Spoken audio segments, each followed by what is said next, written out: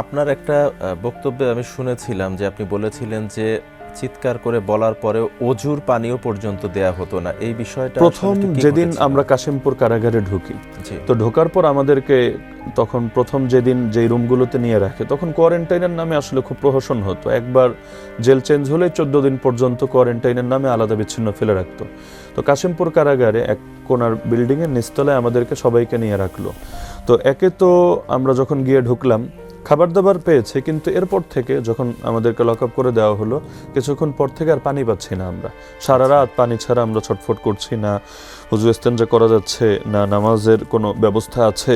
তো এসা পর্যন্ত আমরা কষ্ট করে এভাবে চালিয়ে গেলাম, কিন্তু সারাটা রাত একে তো মশা ছিল এত বেশি, আমার জীবনে কখনো একসাথে এত বেশি মশা দেখার সুযোগ হয়নি।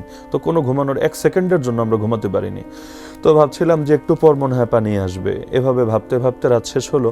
ফজরের সময় দেখলাম যে আশপাশের বিল্ডিং থেকে তারা ঠিকই পানি পাচ্ছে, কিন্তু এখানে কোনো পানি নেই। তাই কারারক্ষীকে ডেকে বললাম, এই যে আমরা সারা রাত কষ্ট দিলেন, অন্তত একটু খাওয়ার পানি তো দরকার, একটু আমরা নামাজ আদায় করবো, এর জন্য তো পবিত্রতার পানি দরকার। বললো আমাদের এটা দায়িত্ব না। তো তখন আমি দিলে খুব কষ্ট পেয়ে বলেছিলাম যে আল্লাহ তাআলার গজব পড়বে আপনাদের উপরে, এই যে আচরণ করলেন ইনশাআল্লাহ একদিন এটার জন্য শিক্ষা হবে। তো এই কথাটাকেও তারা আরো মাইন্ডে নিয়েছে এবং অন্যদের কাছে খারাপভাবে উপস্থাপন করেছে।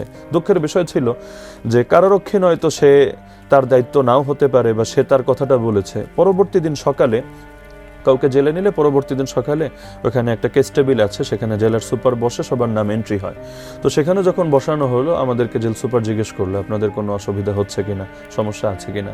তখন আমি দাঁড়িয়ে বললাম যে সারা রাত একে তো এত মশার কামড়, 1 সেকেন্ডও ঘুমাতে পারিনি, আর এখানে পানি তো আমরা মোটেও পাইনি। আমাদেরকে সান্ত্বনা তো দিলই না, উল্টো টিটকারি মেরে বলল যে মশার কামড় খেলে তো ভালো, তাহলে না ঘুম হলে সারা রাত তাহাজ্জুদ পড়বেন, জিকির করবেন, আপনাদের মোল্লাদের জন্য তো এটাই অনেক বড় পাওয়া, তাহলে আপনাদের এটা নিয়ে বলার কি দরকার আছে। তবে এতটুকু তিনি করেছেন, ওই জায়গাটা পরিবর্তন করে অন্য জায়গায় দিয়েছেন যেখানে অন্তত পানিটা পেয়েছি। তো মশার সমাধান না হলেও পানিটা পাওয়া আমাদের জন্য বিরাট কিছু ছিল। তো মাঝে মাঝে মানে অবাক লাগছিল যে আবু গারিব গুয়ান্তানামো কারাগারের ইতিহাসগুলো বইয়ে পড়তাম আগে, কিন্তু এর কিছু নমুনা দেখার সুযোগ এই বাংলাদেশে আধুনিক যুগে এসে আমাদেরকে হয়েছে, যেটা আমার কাছে মনে হয় যে সকল ধরনের সভ্যতার গণ্ডি অতিক্রম করে এই ফ্যাসিবাদীদের চূড়ান্ত অসভ্যতার একটা রূপ জাতির সামনে স্পষ্ট করেছে। আপনাকে কতদিন এই জেল জীবন পার করতে হয়েছে? প্রায় 1 বছর। 22 রমজান গ্রেফতার হলাম, পরবর্তী বছরের 1 রমজান জেল থেকে বের হয়ে কাশিমপুর গেইটে ইফতার করলাম, প্রায় 1 বছর।